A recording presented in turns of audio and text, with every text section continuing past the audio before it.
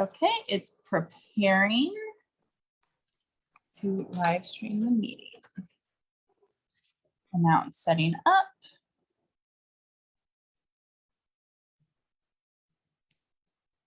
Okay, well, we are live. I'm going to give people maybe a minute or so to tune in. And it's on my phone. Okay. And I think we can go ahead and get started. So welcome everyone. This is Meryl with Akron Soul Train. And tonight I am here with resident artists Nicole Condon-Shih and Ron Shelton to explore our two-person exhibit, Woven: The Human X Nature Relationship, currently up at the Akron Soul Train Burton D. Morgan Foundation exhibition space in downtown Akron. The show will be up through October 3rd, so you have just another week to see it in person. Our gallery hours are Wednesday to Saturday from 11 to 4 p.m. So try to get in next week if you want to see it in person, or tomorrow. Akron Soul Train is an artist residency program connecting and empowering the community and artists by granting fellowships that provide resources for all creative disciplines to foster a more vibrant Akron. Before we get going, I'd like to thank our sponsors for their continued support: the GAR Foundation, Akron Community Foundation, the Ohio Arts Council, Leonard Family Foundation, the Brennan Family Foundation, the Knight Foundation, the Char and Chuck Fowler Family Foundation, and the Corbin Foundation. Okay, and anyone viewing, please feel free to comment below with questions. We will get to them towards the end of the program because I'm gonna actually leave my computer and take my phone around so we can get really great views of all the work in the exhibit. Also, please comment on any of our other videos up on our Facebook and Instagram pages, how you feel about our virtual programming. This helps us continue to put out the most thoughtful and creative content for you all. Okay, so I'm going to transition to my phone now. And while I'm doing that, we'll do some introductions. So Nicole, can you introduce yourself quickly? Sure. Hi, everyone. I'm Nicole Condon-Shih. First of all, thank you, Akron Soul Train. Thank you, Meryl, for hosting this walkthrough. And it's great to show with you, Ron Shelton. I moved to Cleveland about 5 years ago from overseas, from Beijing, China. And I'm an artist, an educator, and I like to work sort of in a very experimental, playful way. Okay, and Ron? Hi, everyone. Thanks, Akron Soul Train, for including me in this residency. Thanks, Meryl, for hosting this walkthrough. My name is Ron Shelton. I'm a multimedia artist. I live in Cleveland, Ohio. This show here today basically is dealing with the medium that I've been working with for the past 3 years, plastics. And it's sort of an environmental project that I've been doing, sort of in-depth research with the plastic medium. Okay, thank you. Thank you both for coming to this virtual gallery walkthrough and giving us all this great insight into your work. Okay, so Nicole, we're gonna start up here with your work and kind of make our way back. Can you explain kind of the overall concepts of your show? And I think you titled it Apart/Together. Sure. Yeah, the residency that I worked on led to sort of two colliding bodies of work. Like I mentioned a minute ago, I like to work in an investigative and playful manner. My studio is often sort of this art and science lab or laboratory. So the work that is shown, there's sort of two things that came out of this work. And I should also, I mean, it's obvious that we're making this during COVID. So there's also some inspiration there. The pieces that you're landing on right now, this is working with chromatography. All of these drawings are made with a single black marker. And then I'm working with methods of extracting the different components out of the black marker. And I'm really interested in sort of these micro macro relationships about what you might not see from the surface and what something could be, underneath when we think about interpreting different systems. So you can see the various different patterns and designs and colors that came out of single black markers. These range in different brands, some I found it from the 1980s in my garage, some brand new ones from my son's art kit. So all the various different patterns as well are created through the drawing process. And also I should say, allowing this chromatography process to take place. That word actually means color writing, which I found really interesting. And it's through this chemical process, it's separating the components of that ink. Okay, and then this piece is also up here, and that's kind of the other vein that you were working in. Yeah, and this came about, and this will be related to something you're going to see later in the fluorescent green. But these pieces started with field research I was doing out in walks during COVID. So I was walking through urban neighborhoods in Cleveland Heights, in Akron, in Cleveland proper. And really, I came across, I kept noticing lichen that would grow on trees, that would grow on sidewalks, on fences, on houses, on buildings, signs, old bricks, new bricks, etc. And I became fascinated by what it was doing and in this environment. So I made a series of pieces that are sort of juxtapositioning mapping of my walks, and then working with these lichen formats. So they're laser cut on plexiglass, laser etched and laser cut pieces there. There you go. When the light's shining, I also really like the shadow that's cast with the patterns of the city and those walking lines that are cast. Yeah. It's so interesting how these two, like visually, they're very different, but similar, and they kind of how you work them in together. So then we're going to come into your video piece. And this is one that you kind of have to stay on for a second because it's hard to notice. It's very minimal. This came about through my research of lichen and how it takes many years. It grows very slowly to grow on different surfaces. So it does, in the video you're showing, it moves, but very slightly. And so I also became researching, I became interested in lichen as this thing that requires multiple components to work together. It wasn't until recently, actually, that they found that there are 3 components in lichen. Oh, hi there. There we go. For a long time, everybody thought it was 2 things working together, sort of like a fungus and an algae or a cyanobacteria. But recently, about 5 years ago, they realized that there are actually sometimes 3 components.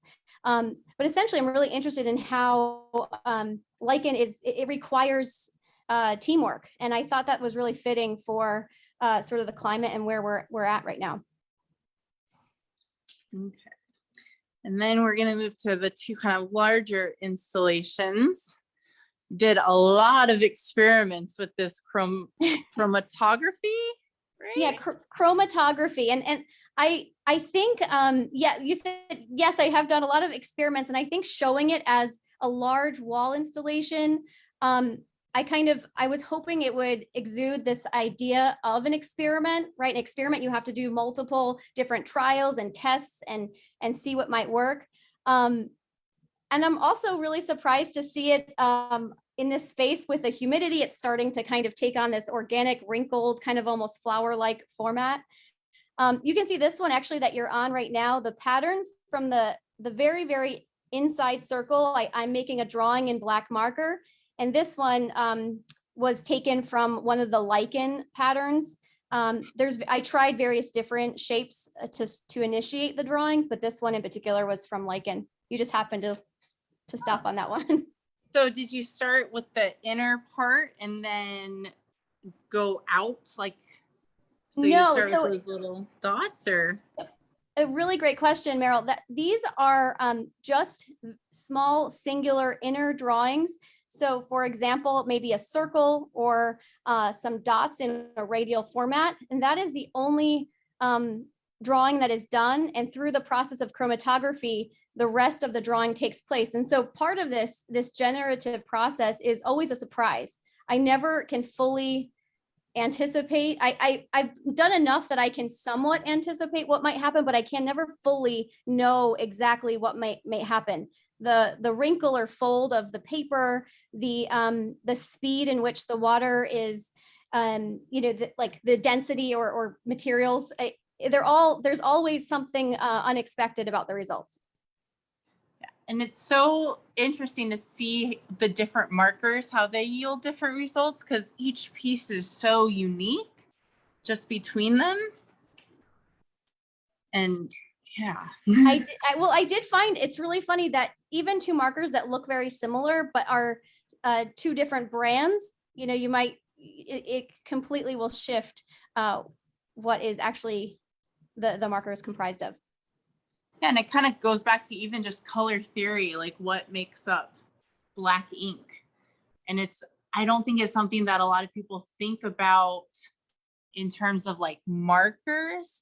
Because when we think paint, we kind of can mix our colors a little bit more ourselves. But with markers, you're kind of using the colors that the brand is providing. So to kind of extract those colors and see that even those inks are mixed is really interesting. Meryl, you're giving me ideas for my teaching. Thank you.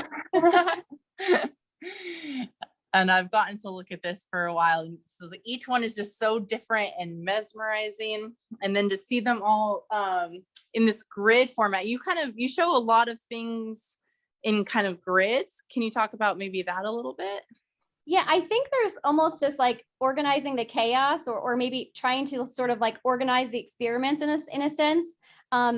So yeah, I'd be really curious to hear from anybody in terms of that. I really struggled with how to show these experiments, whether to show them in a grid or to organize them by, results or time. There's so many different ways I could have categorized them.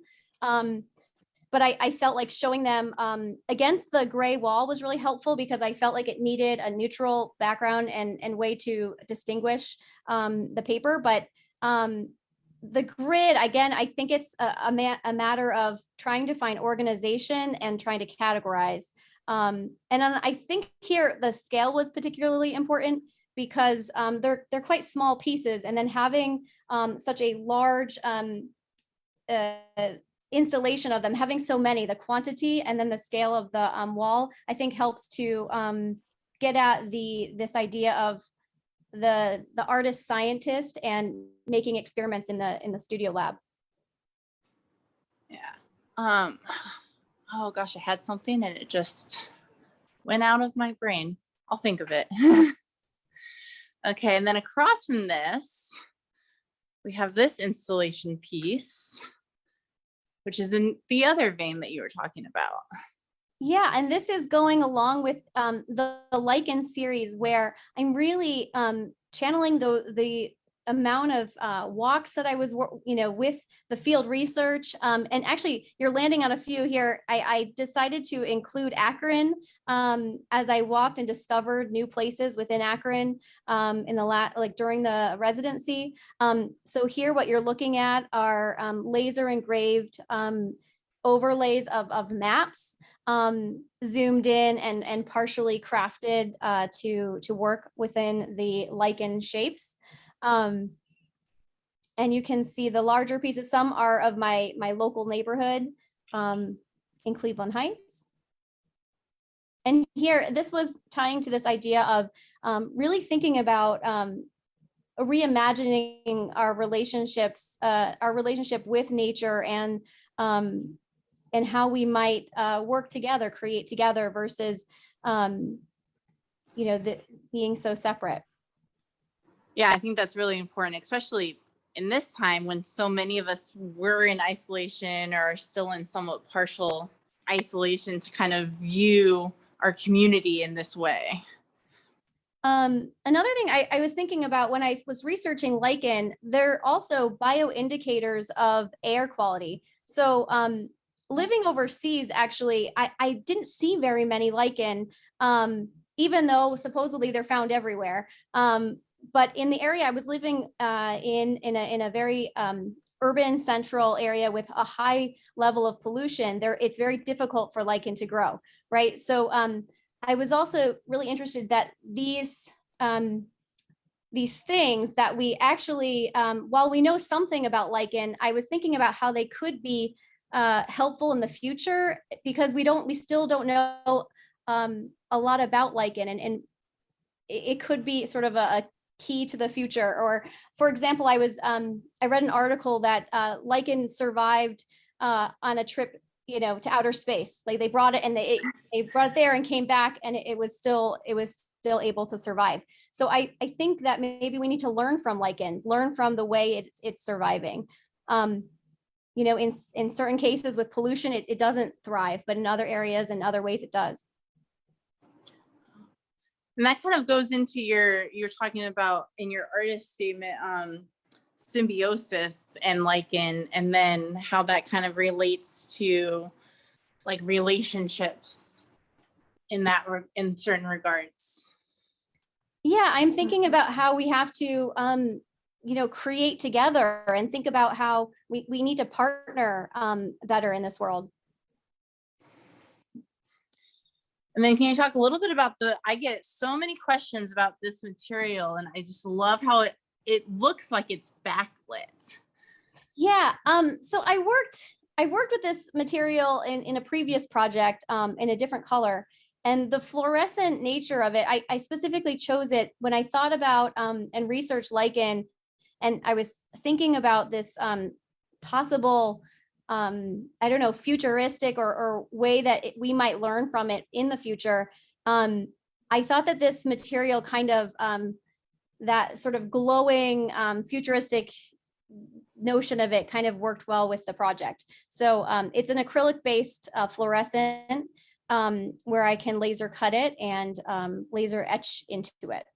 And it is not lit from the back, but it does look like it. It really does. I get questions every single day when people come in about this material. So like you can almost call yourself an artist and a scientist, and like materials need to be really thought out for each project, because that's conveys the concept, right? Yeah, I wouldn't say so. I mean, I trained in painting and drawing, and I think a lot of my work I've made has installation, projection, three-dimensional sculptures, etc. I would say the material is really based on the project, the research that I'm doing at the time, for sure. So how we have this piece kind of directly across from this large piece, kind of showing this juxtaposition and how they work together in these two completely different veins, but also similar. One thing, sorry, going back to this piece, someone said, and I really love this, they looked like mushroom tops that had been printed. Like the underside. Yes. I had not heard that, and that's really fascinating that the pattern is sort of generating those thoughts. Yeah. Okay. Well, thank you, Nicole. We're going to continue to move on. If you guys have any questions about Nicole's work, please leave them in the comments. We'll get to them when I get back to my computer. Okay, so Ron, we're going to move on to your section of the gallery. And so can you kind of talk about the concepts behind your work? I know you've been working with plastics for the last few years. Can you talk about how you came to that? Are we there, Ron? Oh, Ron's frozen. Oh no. Am I frozen? No. Okay. Well, we're gonna go check my computer. Oh, Ron's not frozen anymore. We're good. We got Ron back? I was frozen? Yes. I I didn't think realize. you were frozen. Okay. It all came to fruition through my online Facebook group called High Art Fridays. It's like sort of a global campaign of artists all over. And I kept seeing artists, specifically artists working who lived in coastal regions, working in plastics as a, sort of a statement about what plastics is doing to the environment. So that just kind of piqued my interest, because at the time I was working in ephemeral mediums, namely ice and chalk on slate, because I was just trying to make my practice more sustainable, just looking how toxic and how unsustainable art can be. It just made sense to me. And when I really sort of submerged myself into plastic concept, I started seeing plastic all around me like I never saw it before. And I started my own like observation, my own campaign where I sort of collected all the plastics that I used. I didn't recycle anything. I didn't throw anything out. I kept it in my own space. And it just intrigued me by the amount of plastics that one person can generate just in a 30-month period of time. So that started me on my own sort of like quest to start working with plastics. I have different techniques. The piece you're looking at now is called liquid fire. These are actually medicine pill bottles, the amber pill bottles we see. Hospitals and the medical industry generates so much plastic. These hanging pieces are called art hats, and they are part of a project that we did entitled HAF Sustainable Art of Plastics, which actually came to fruition through one of my artist residency teaching at through Art House, where I taught third graders, and we built these wireframe structures, and the kids embellished them with plastics. So the result was so enlightening. I just sort of expanded it to sort of a global campaign, and I collected several artists from Ghana, artists from South Korea, El Salvador, the UK, Los Angeles, and a group of local artists here in Cleveland. They received their own wire forms and they embellished them with plastics, and the result was pretty amazing. This particular show was just taken down from the Beechwood Community Center in Beechwood, Ohio. And we actually got a small grant from the Cleveland Foundation, the Ohio Arts Council, and this catalog here is a sort of a product of all the featured artists with their art hats. So the art hat concept is going to sort of a continuation of the project. We want to expand it more in depth. Yeah, I love how in some of your pieces you can see, I guess, the type of plastic you used or the product that the plastic came from, and then in other times they're completely transformed. So it's a very versatile medium. It is very, very versatile. I became sort of fascinated, just like any artistic medium, plastic became my medium. And I cherished it. You love your medium, and I did actually start liking plastic. The majority of the plastic I obtained for the first series of projects was through laundromats. The majority of these are liquid laundry detergent bottles that I cut up. And that piece there is a compilation of excess scrap pieces from laundry detergents bottles. I frequented like several laundromats, and I was living in Lakewood at the time, and I had 2 big bags full of plastic bottles, and it just overwhelmed me, how that many plastic bottles from one laundromat times every laundromat in the country, in the world. It just became overwhelming and unfathomable, the amount of plastics we throw away within a week's time. And also the X piece is it's called 3Xs. There's actually 3Xs, a part of this series. These are comprised of tidy cat litter containers, which I cut up, and I collected, many, like probably 30 or 40 of these containers, cut them up, and assembled them into a variety of geometric shapes, into different forms. And the X's were one of the forms that I created from the tidy cat containers. Now, I'm still collecting tidy cat containers, and actually, I have a cat, and unfortunately, I do purchase tidy cat containers, even though I want to move away from it, but it is part of my medium. So I use them and recycle them and keep them from ending up in the landfill. So did you make, so this one's an X. Did you use other kind of shapes, or are all 3 of them X's, and where did the X come from? 3 X's. This was actually an installation that I did for Firefish in 2019. It just represented sort of symbolic representation of three strikes were out. I look at our planet it's undergoing a change, and it's on the downswing, and plastics is just one of the elements that's sort of, you know, making us more vulnerable, and just challenging our environment and our place in the global perspective. And it's really causing a lot of problems in our environmental climate. Okay, so we're going to move over here, and this is the newest kind of body of work. And in these ones, the plastics are pretty transformed. Can you talk about your ideas behind these pieces and what you used? Yeah, this series is called Woven, and it's kind of interesting. The title of the show is called Woven. I kind of named it sort of in relationship to the title of this residency.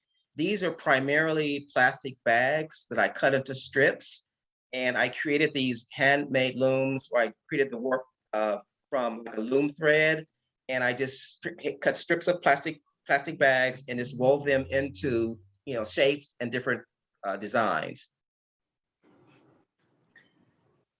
And how tedious was that process? Because it's pretty tedious. It's pretty tedious work. But it's just, I like exploring how malleable, how versatile plastic can be, and what, I'm just still learning different applications, and the weaving is just the most recent application that I'm exploring. And do you have any plans for this series going forward? I'm actually doing we have a show at the Nature Center that's coming up in a couple of weeks, and I have one of my most recent weaving projects in that exhibition.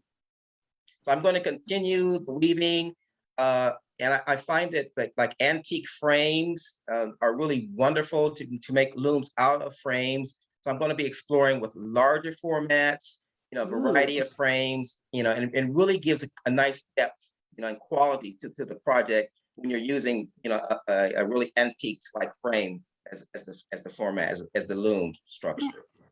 And it's another way of using repurposed materials as well. Yeah. And it's another way of keeping plastic out of the landfill. Yeah. And I really loved how you used the circle motif. It kind of connects with Nicole's work being in circles as well, like just visually. And it wasn't planned.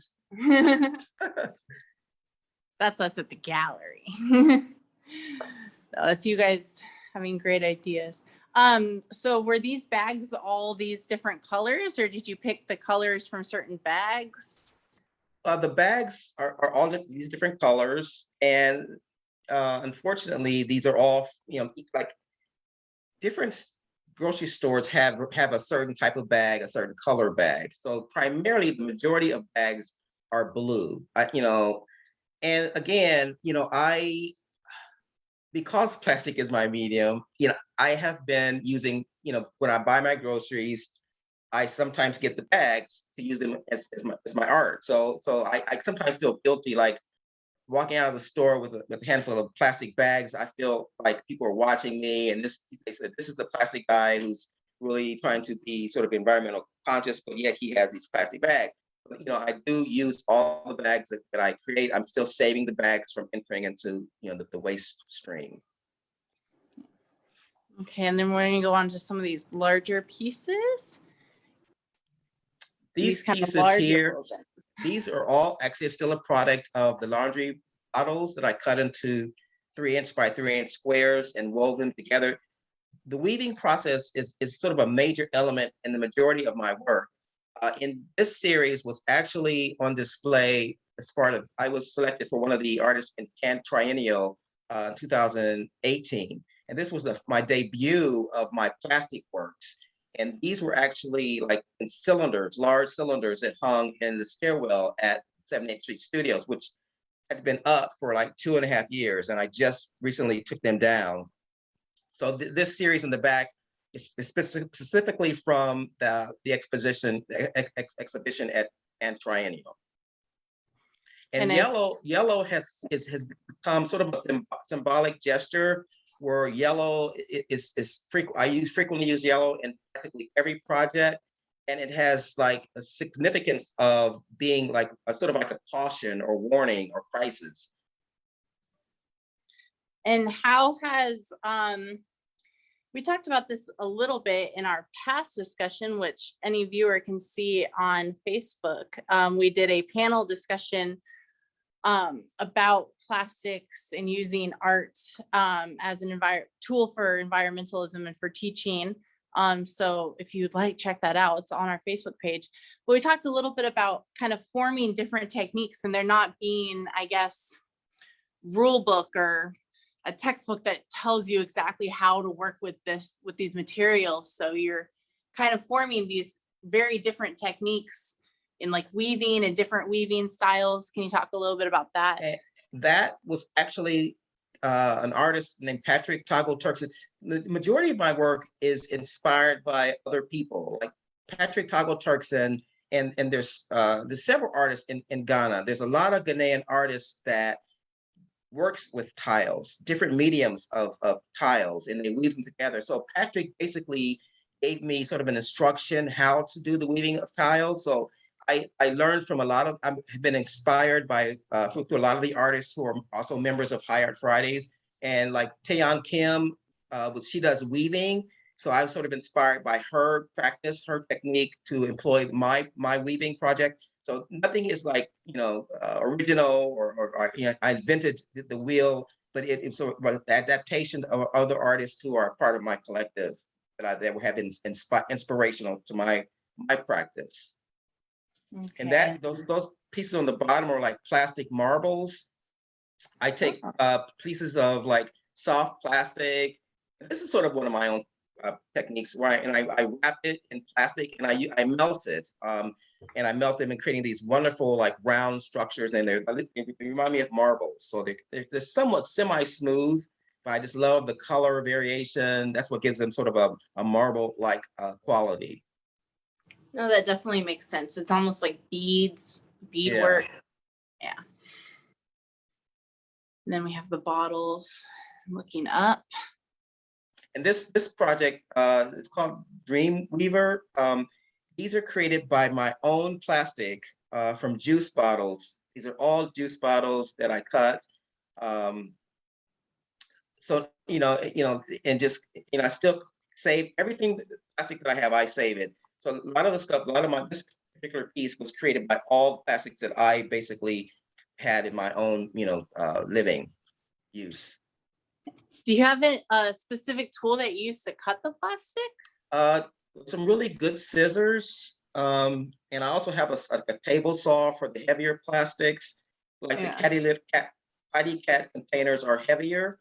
And my first experiment, my first installation, I cut everything by hand, which I developed arthritis in my thumb. Being an artist can be hazardous to your health. And that was one, just by cutting, that repetition of cutting with my right hand, my thumb, it developed arthritis in it. So, that comes with the territory of creating. And I was just thinking like cutting the plastic is hard. And the wire that I use to weave the tiles together is like a 22 gauge wire, and it's really sharp. And I got cut, had webs all up and down my arms. I had to wear these sleeves to keep the wires from cutting me. And I got, bloody fingers. I mean, it was a sacrifice. Yeah, definitely.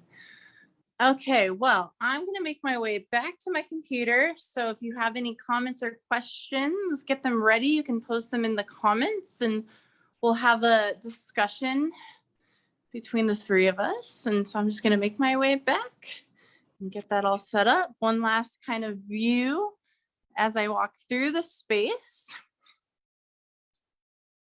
Do a little spin around.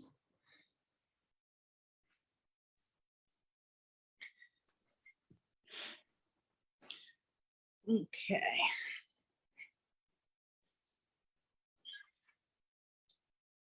Just get this set up.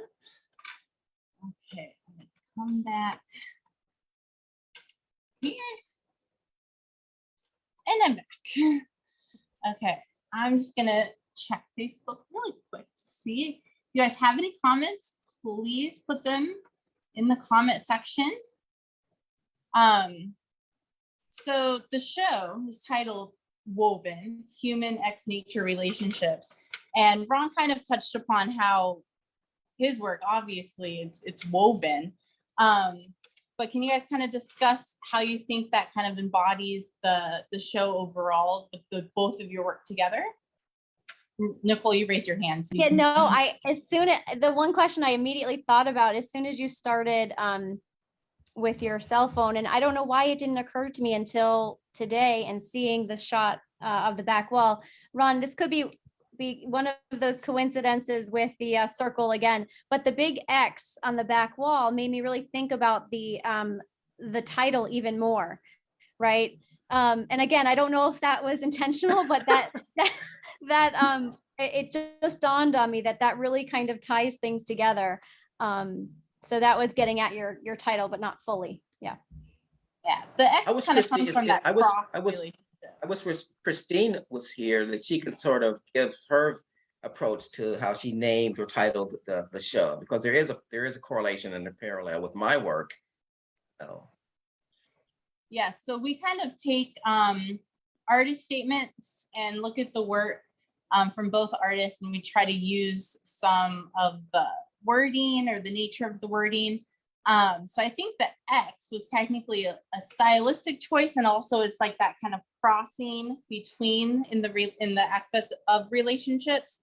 And then Nicole had talked about human relationships, and also the lichen and these natural relationships and the relationships together.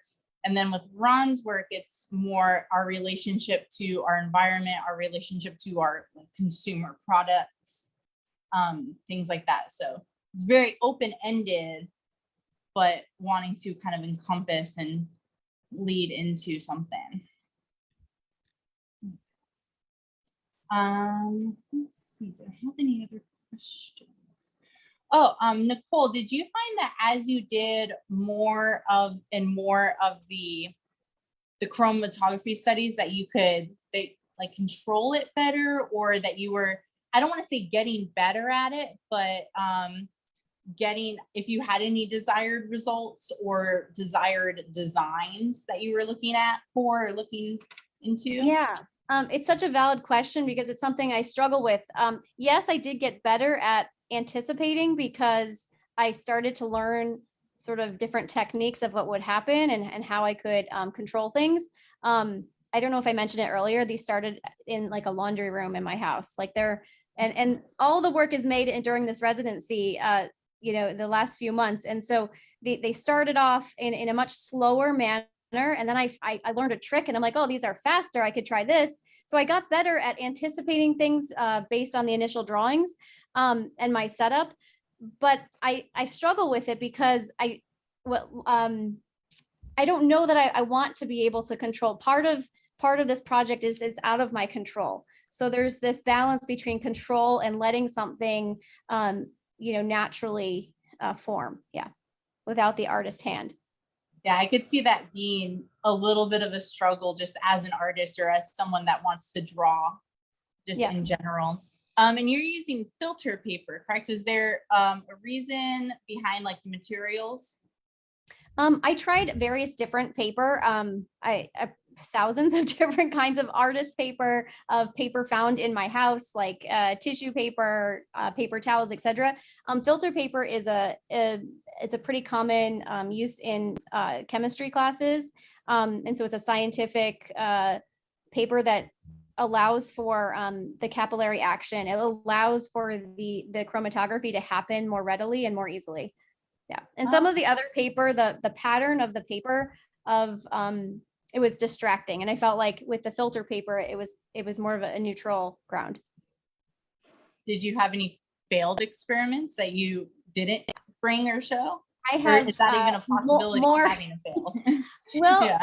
I would say more failed than I have shown. But again, what the question is, what is a failure and what is sort of the one that you keep? And I think I ended up keeping the ones that maybe had more symmetry, and that's a whole nother, conversation. But I think I ended up going with the ones that did not sort of spill over the edge or, I ended up choosing, and I still, there's conflict there. At what point is it the artist's choice, or in this project, is it about letting go of that control? Did you guys have any questions or comments about each other's work or seeing the show kind of in full? Ron, Well, I the have. one thing that Oh, go ahead. really stuck out in question to me was the black marker. I'm still, even after Nicole talks about the process, I just can't gather how the multiple colors come from this black. I mean, it looked like almost like a spirograph or something like spinning, like the spinning process. So how was there, like, was the paper in water and that's how it spread? How did the actual spreading and the colors separate those colors? The paper is not fully in water and it's not spinning, but I accessed water and other liquids. I had to find ways that it would touch the paper without like being able to control how much and when it was touching the paper, if that makes sense. So I built sort of these DIY contraptions, like balancing things on top of other things and then cutting strings to, just touch the surface, just so it would like, allow enough of the liquid to touch, and then, make sure I took it away before it kind of went to the full edge. Yeah. So how did you learn that technique was even possible, that you can derive multiple colors from just that black ink? How did that come about? Yeah, no, that's a great question too. It started actually, I would say 6 months prior to the residency during COVID, when I was home with my son, working on different projects with him. And it was a science project that I was, again, during COVID, we're home, he couldn't go to school, and I was, inventing different things for him to do. And I sort of learned about this technique, and I thought, oh, I need it was something that derived from like family time. And then I realized I could use it in my studio. And so I brought my son into my studio, and it was this laboratory type / laundry room experiment, which took multiple months to kind of, narrow in on exactly what the final format would be. Yeah. Ron, I'm really curious about, you said you work with laundry mats, and you also save your own recyclable, materials that you would, so they avoid going to the landfill. But are you taking donations from people? Are there ways the community can get involved in this project? I hadn't really thought that through, but I have given a great opportunity. Cleveland, Ohio has gotten a large grant. It's called Circular Cleveland, where Cleveland is trying to make more of a circular economy. We're keeping items in the waste, in the use, in being used as long as possible. And I've been actually, I was granted one of the circular ambassadors. So I am going to be creating techniques and methods to engage my community to become more active. So I've been doing workshops at several locations. I just did a summer workshop with students at Rainey. I'm going to do another workshop with students at Rhodes Environmental School, and these are all weaving projects. And so that is a good question, and something that I will be planning to do in the near future. Yeah, that would be really exciting to have like the community involved in it and be able to contribute to it. And then another thing I was thinking about in terms of the yellow project that we can see actually on the screen now, to the right of the X. I'm really interested in sort of this, they start as 2D weavings, but then they become 3-dimensional with the handles and the various aspects of the objects. Does that happen as you're making it, like your piece, like now you're at the handle, so you add the handle? I'm just really curious between this like 2-dimensional woven piece, then it comes into 3D, and then you have also 3-dimensional pieces. And there's this in-between part that's really fascinating to me. Well, I would consider the 2D work that past projections more of sort of a relief work, where like more the freestanding pieces are actually more 3-dimensional. And I am, naturally sort of a sculptor. I work and see in 3D. So that's, even though that it is 2-dimensional, it does have that relief element that does sort of lend itself to a 3-dimensional platform. Yeah, I'm really excited about those pieces and all the, yeah. Okay, oh, what a great discussion. Let me check for comments. Anyone that is viewing this now or later, please feel free to comment after this is posted. It'll be posted up on the Akron Soul Train Facebook page. And I will try to get to them even after, maybe not like months and months from now, but next couple of weeks.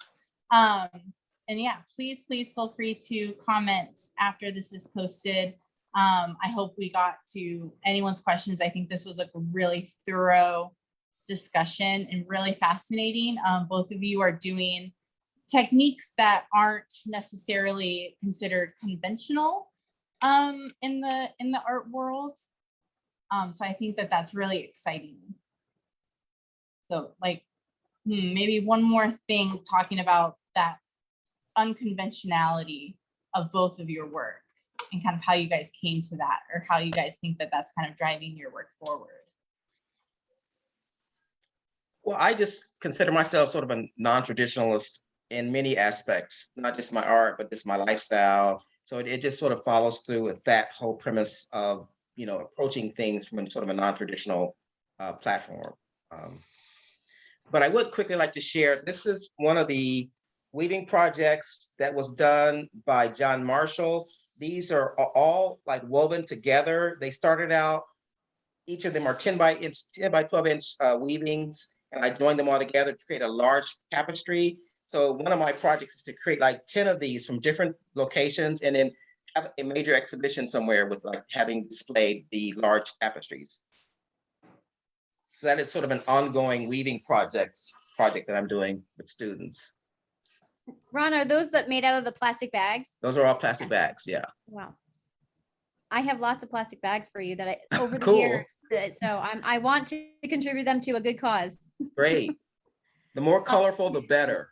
Yes, and you're right about each store has their own color. Have their own color. And blue, I don't know why blue is so prevalent. I mean, yeah, and you can't get orange or very little yellow. It's just like blues and whites. So I don't know what that's about. Meryl, I was thinking about your question about sort of non-traditional mediums, and I think, I think of myself, I go back to sort of artist, researcher, teacher, like art, right? Artist, researcher, teacher. And I think all of those sort of things combined, I think maybe find its way into sort of non-traditional directions or experimentations. I wonder if, I think sometimes my work, it becomes this investigation or this research, less about this finished, framed piece, but more about the investigation that I'm really interested in. That's so interesting. Okay, we actually did have one question. So before we conclude, Jeremy is asking Ron if you've ever used plastic straws or ever thought about plastic straws, I guess. I have not used plastic straws, and something about the dimension of the straw, it just hasn't lended itself to any type of like creative exploration at this point. At this point. Yeah, but who knows? Yeah, who knows? Okay. Thanks, Jeremy. Yeah. Sand strap. Sand straps. I'm not sure what that means, Jeremy. Let's see the comments again.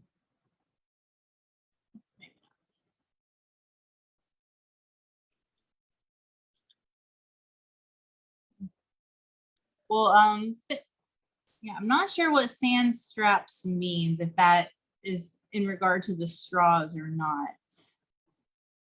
Sand scraps? Sand straps, that's the comment. So if you're able, not straws. Oh, plastic straps. Or yeah, packaging straps. There we go. Yeah, Sorry. yeah. Packaging I use it a lot. Like plastics, they come in different thickness. Some are stiffer, and the soft plastics, which I use quite a bit, those are all done with the marbles. All the plastic marbles were done with the softer plastics. Okay. So I have like barrels of plastic in my basement that it's just I'm being overrun by it now. I And think when I all was the artists when I have was some when sort of. when I was working with the laundry detergent bottles, can you imagine just the smell, the fragrance of the laundry detergent? I became concerned of my health because it's like it just is toxic. And you imagine all these different fragrances all in my space, and it was just during the winter, it was really really challenging to manage it. Even after washing and washing that smell, and like even my work that was on display at 783 Studios, that fragrant, which was actually pleasant, remained in the stairwell for like a year before it actually started to dissipate. Wow. Okay, then. So we'll kind of finish it up. I'd like to thank Nicole and Ron for joining me on this tour and for their wonderful insight into their show. Once again, Woven, the Human X Nature Relationship, will run through October 23rd. So next Saturday is your last day to see it in person. Akron Soul Train resident artist Ephraim Nehemiah's exhibition Out No Way is also currently up in the Capsule Gallery and will run through October 23rd. So make sure you check that out when you come visit. And we will be doing a virtual artist talk and walkthrough with him also on Facebook Live on Sunday, October 17th at 4 p.m. This will be followed by a special invitational poetry performance. So please look out for that. That'll be a really great program. And once again, our gallery hours to see all the shows currently up are Wednesday through Saturday from 11 to 4 p.m. Thank you so much for tuning in. Thank you, Ron and Nicole, and we'll see you next time. Bye. Thank you. Thank you very much. Bye-bye.